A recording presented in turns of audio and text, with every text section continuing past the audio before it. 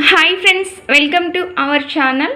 మన ఛానల్లో ఈరోజు 10th క్లాసు మన పర్యావరణం మన బాధ్యత అనే 10th క్లాస్ లెసన్లో కొన్ని బిట్స్ ఈ వీడియోలో తెలుసుకుందాం. ఫ్రెండ్స్, వీడియో చూసేవాళ్ళు సబ్స్క్రైబ్ చేసుకోండి.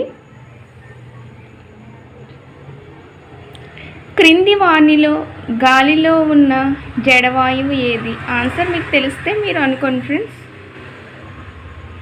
Answer organ.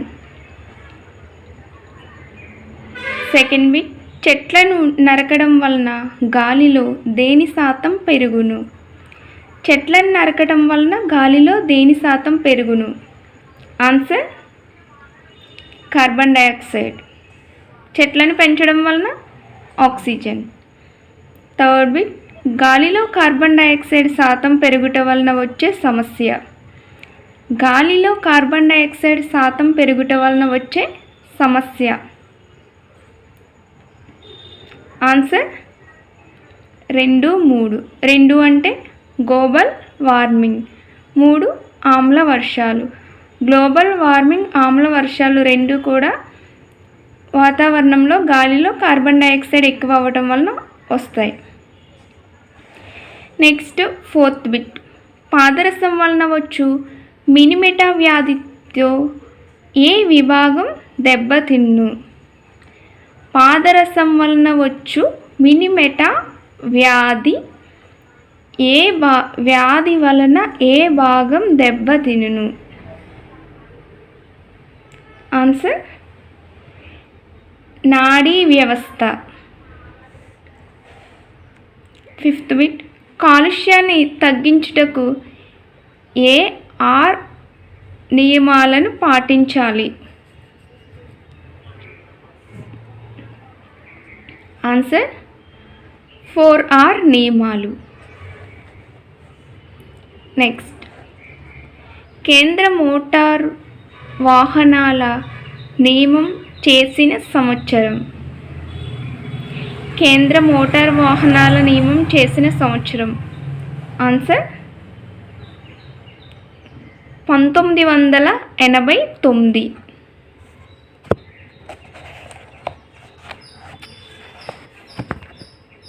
సెవెంత్ బిట్, వాహనానికి కాలుష్య నియంత్రణ సర్టిఫికేట్ తీసుకోవాల్సిన కాలం.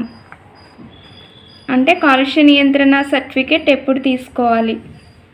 ఆన్సర్ ప్రతి 6 నెలలకి ఒకసారి, ప్రతి 6 నెలలకు ఒకసారి కాలుష్య నియంత్రణ సర్టిఫికేట్ తీసుకోవాలి.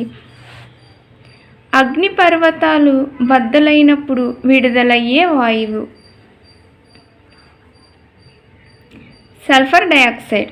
ఏంటి? అగ్నిపర్వతాలు బద్దలవుతాయి కదా, అప్పుడు విడుదలయ్యే వాయువు సల్ఫర్ డయాక్సైడ్.